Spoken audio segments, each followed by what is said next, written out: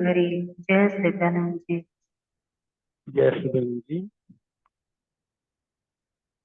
दंडवत वंदना मेरी अनेक बार, सर्व कला समृद्ध डोलन तेरा तो प्रभु, नानक दे कर हाथ। ज्ञान अंजन सतगुरु दिया, अज्ञान अंधेर विनाश। हर कृपा ते संत बैठियो, होया मन परगास। तुझे अरदास हमारी, जियो पिंड सब तेरा। कह नानक सब तेरी वडियाई, कोई नाम न जाने मेरा। मैं कोटा साईं खरा, मैं अंध का भंडार। मैं अपराधी आत्मा, साईं शरण समाय। मैं अपराधी आत्मा, सतगुरु बख्शनहार। सौभाग्यशाली गुरुमुख सज्जन मंडली, अपनी समस्त चित्त वृत्तियों को एकाग्र करते हुए अपना ध्यान अपने मन मंदिर में श्री परमहंसों की ओर लगाते हुए श्रद्धा प्रेम सहित मीठे स्वर में बोली जयकारा। बोल मेरे श्री गुरु महाराज की जय।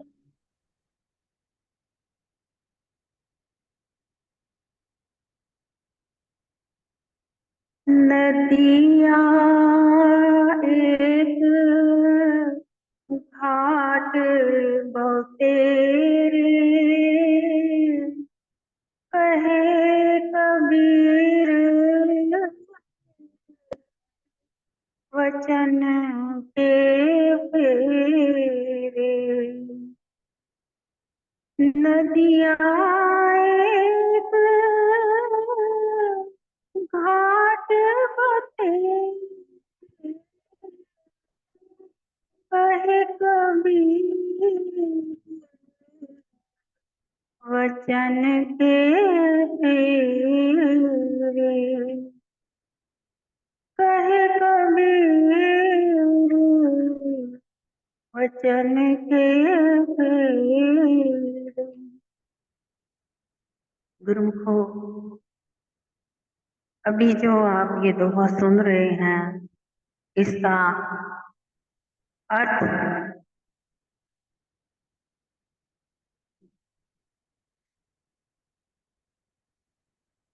इसका अर्थ है कि जैसे हम जितने भी प्राणी हैं इस संसार के, सब के सब आए सभी एक ही रास्ते से हैं और वापस भी एक ही रास्ते से जाना है। लेकिन सब ने अपने अपने ढंग के या अपनी समझ और ज्ञान से अलग अलग रास्ते चुन लिए हैं जाने के। जब इंसान को मनुष्य चोला मिल जाए, इंसानी चोला मिल जाए, तो पहला तो उसका भाग जाग गया। दूसरा, उसको कोई पूर्ण संत सतगुरु मिल जाए और नाम का दान मिल जाए, फिर उसका वो समझो जन्म जो है वो भी सफल होना आरंभ हो गया। लेकिन एक नाम पे भरोसा ना करके, एक गुरु पे भरोसा ना करके अगर डोलते रहो, फिरते रहो, रास्ते बदलते रहो, कभी किसी के पास, कभी किसी के पास, कभी किसी का नाम जपना, कभी किसी का नाम जपना, तो इस प्रकार से तो जीवन ही समाप्त हो जाएगा। और जब समय आएगा वापिस जाने का, तो आपको मालूम है कि आप फिर कहाँ पहुंचोगे। जो मनुष्य भटक जाते हैं अपने राह से, वो फिर उनका वो हिसाब होता है, ना घर के ना घाट, यानी कि ना सतगुरु के हुए और ना किसी दूसरे गुरु के हुए, और ऐसे जो जीव होते हैं, ऐसे जीवों को जो काल है वो अपना ग्रास बनाता है और यमों की मार में ले जाता है, जहाँ पर यमों की मार से फिर कोई छुड़ा ही नहीं सकता। गुरुमुखो, एक बार की बात है कि एक भक्त्यानी थी जो बहुत ही श्रद्धा प्रेम भक्ति भाव वाली थी, बड़े पुण्य दान भी करती थी, सबके भले करती थी, कई अनाथ लड़कियों की शादियां भी कराती थी और कई गरीब लोगों को राशन भी पहुंचाती थी। बहुत उसने पुण्य काम करे और इतनी नेक और ईमानदार थी, भक्ति भाव वाली, अपने प्रभु पे पूर्ण विश्वास रखने वाली। लेकिन जात से कौन थी? मुसलमान, यानी कि जो मुसलमान भी थी। अब क्या हुआ कि एक बार वो जैसे उसका जीवन सत्संगी बना, कैसे भक्ति भाव वाली बनी, इसके पीछे की कहानी ऐसे हुई कुछ कि एक बार उसको कहीं पर रास्ते में सत्संग नजर आया, जो संतों की सभा लगी थी, महापुरुषों के वचन चल रहे थे कि इस वचनों द्वारा जो भी जीव चाहे आए, लूट लो, राम नाम के हीरे मोती लूट लो और अपना जीवन सफल जिसने बनाना हो बना लो, वरना इसके बाद मौका हाथ से ना गंवा लेना। ऐसे उसके कान में जैसे ये बात पड़ी, उसके मन में आया कि मैं भी ये सत्संग जरा सुनूं तो सही। तो वो भी जा करके सत्संग सभा में बैठ गई और सत्संग सुना उसने। तो ये सत्संग जो उसको खींच के लेके गया, ये इसका क्या मतलब था? उसके अपने कर्म थे पिछले, जो रूह आत्मा, मान लो अपने गुरुमुखों की कोई रूह आत्मा अगर किसी और जाति पाति में जन्म ले लेती है ना, तब भी हमारे सतगुरु दाता दीनदयाल फरमाया करते थे कि तब भी हम अपनी रूह आत्मा को वहां से बुला करके अपने फिर से वापस चरणों में ले लेते हैं और उसको जन्म मरण से मुक्त कर देते हैं, नाम दान की दीक्षा देकर। जब उसने सत्संग सुना, उसको बड़ा ही आनंद आया। उसके मन में आया कि जब ये सारी संगत चली जाए तो मैं भी ये जो संत महापुरुष हैं इनके आगे फरियाद करूं कि मुझे भी ऐसा नाम दे दो कि जिससे मेरा भी जन्म जो है मनुष्य चोले का वो धन हो जाए और पूर्ण हो जाए। क्योंकि उसके संस्कार ही बहुत ऊंचे थे और संत महापुरुष जाने जान होते हैं। वो तो जान गए कि अपनी रूह है पिछले जन्म की, लेकिन इसका जन्म मुसलमानों में पैदा हुआ। तो फिर उन्होंने, महापुरुषों ने उसको नाम की दीक्षा दी। जैसे ही नाम की दीक्षा दी, उसके बाद उसने सारी विधि विधान के अनुसार नाम सिमरन करना आरंभ कर दिया। रोज रात को कभी 2:30 बजे, कभी 3 बजे उठ करके नाम जपने बैठ जाए और 5 बजे तक वो रोजाना हाजिरी लगाती रही नाम जपने। इतनी कमाई उसने कर ली कि जितनी भी वहां पे संगत थी, जबकि वो बहुत पुरानी संगत बैठी हुई थी, कितने कितने सालों से नाम जप करने वाली संगत, सत्संग सुनने वाली संगत, लेकिन वो जो नई नई भक्त्यानी आई, उसने चंद महीनों में ही नाम की कमाई इतनी कर ली, इतनी बख्शीश हो गई कि वो कहां से कहां पहुंच गई। अब क्या था कि अब जब भी संत महापुरुष अकेले होते थे तो उसका मन बड़ा होता था कि मैं इनके पास घड़ी दो घड़ी बैठ करके ब्रह्म ज्ञान का, यानी कि उनसे ज्ञान लूं, ब्रह्म का ज्ञान जो होता है तो मुझे आगे की भी ये बताएं कि विधि वहां तक पहुंचने की, कि जब मैं पूर्ण हो सकूं। अब एक भगत था, उसको मन में लगा कि ये मुसलमानी वैसे भी है और नई नई अभी गुरमुख बनी हुई है, तो भला ये अनपढ़ गवार सी है, इसको क्या आता होगा, तो ये क्यों ऐसे हमारे महाराज जी के पास बैठ करके उनका समय बर्बाद करती है, जरा मैं भी तो देखूं ये कहती क्या है। उसने चोरी चोरी उनकी बातें सुननी आरंभ कर दी। जैसे ही वो बातें सुनी, उसके एकदम से रोंगटे खड़े हो गए, क्योंकि वो बातें ब्रह्म ज्ञान की हो रही थी।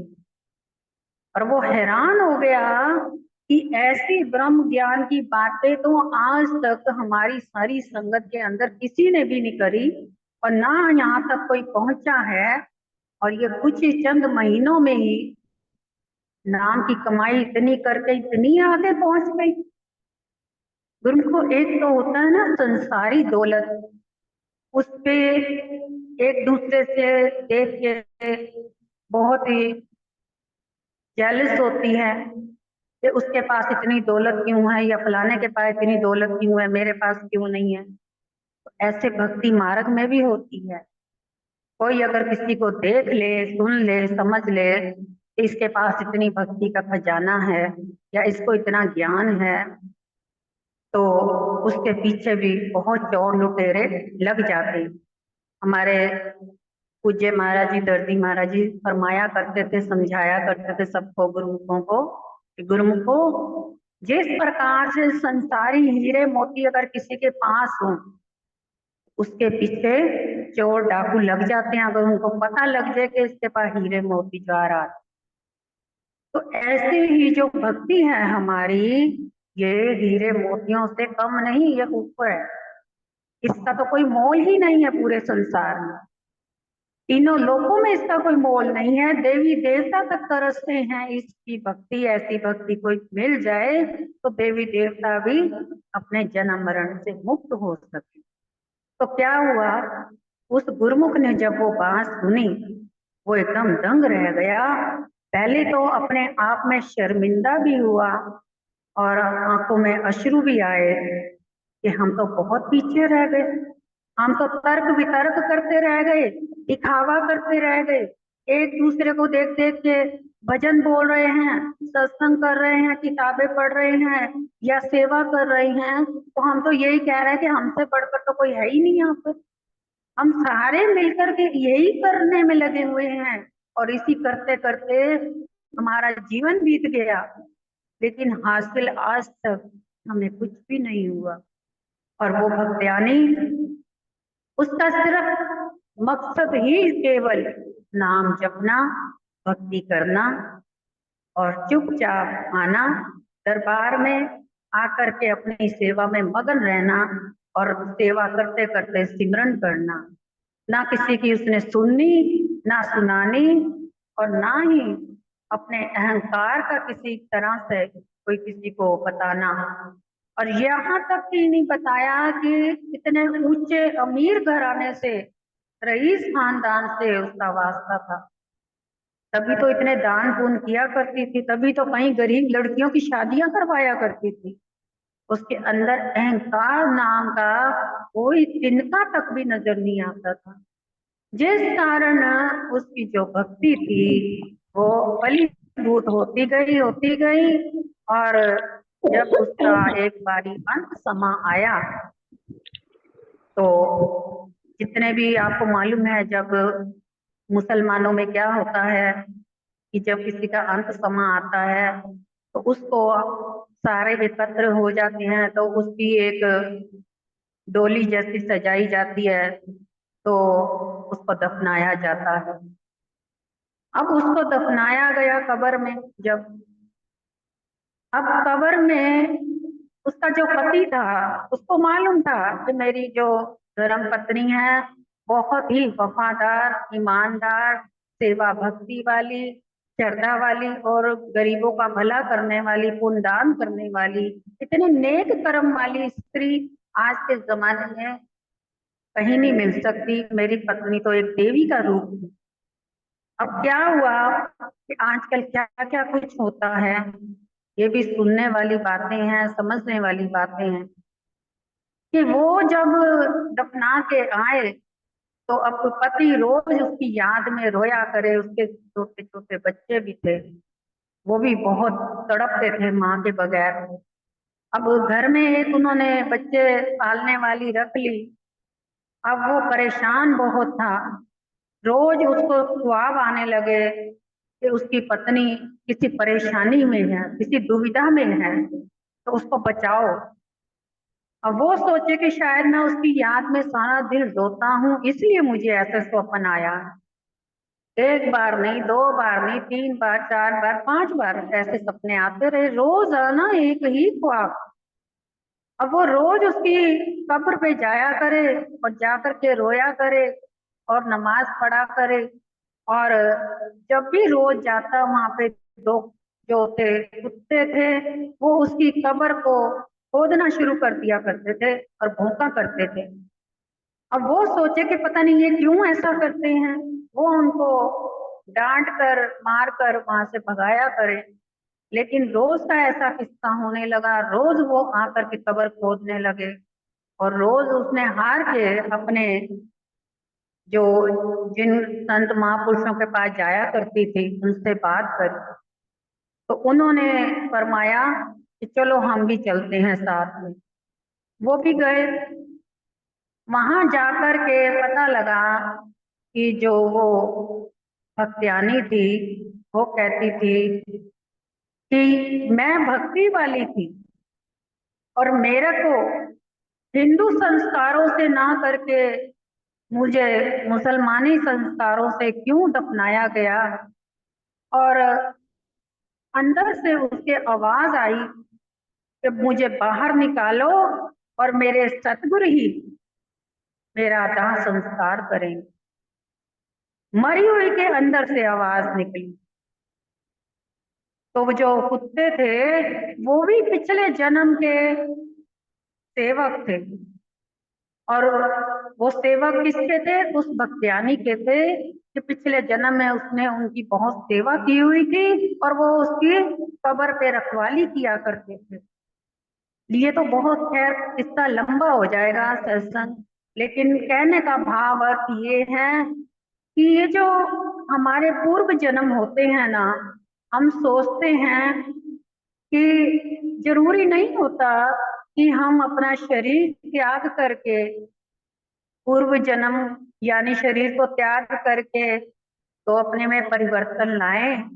हम चाहें तो इसी जन्म में अपने संस्कारों को, विचारों को बदल करके नया जन्म हम अपना बना सकते हैं और नया जन्म पा सकते हैं।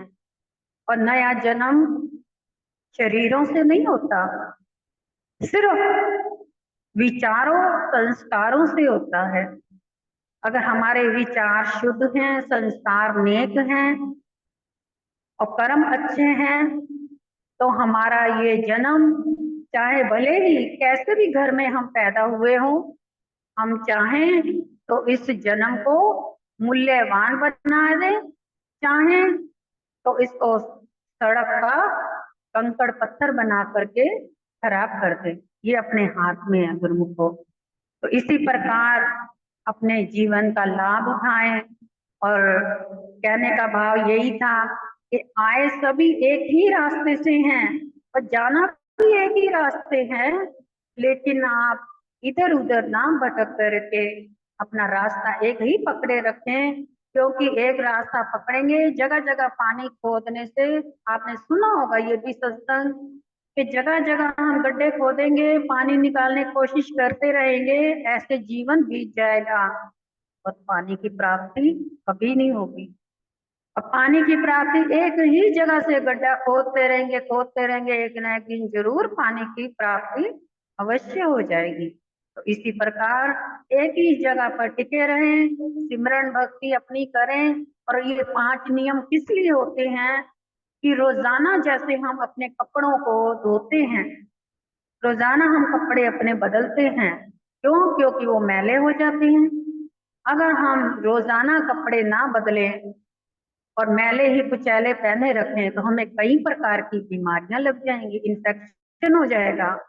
ऐसे ही हमारा जो मन है, इसके अंदर रोज कई प्रकार के विकार पैदा हो जाते हैं, जिसको 5 नियमों द्वारा धोया जाता है और ये मन निर्मल और स्वच्छ रहता है और ये भक्ति में जुड़ा रहता है।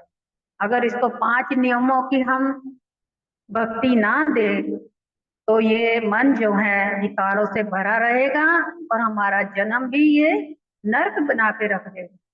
तो इसलिए 5 नियमों की पालना करते हुए, ध्यान सिमरन में रहते हुए अमृत वेला करें, अपने सद्गुरुदाता दीनदयाल जी के शुभ आशीर्वाद से अपने जीवन को सफल बनाएं और अगली बार फिर से हम आए और आपको फिर से अपने महापुरुषों के कोई ना कोई लीला सुनाए। बोलो जयकारा बोल मेरे श्री गुरु महाराज की।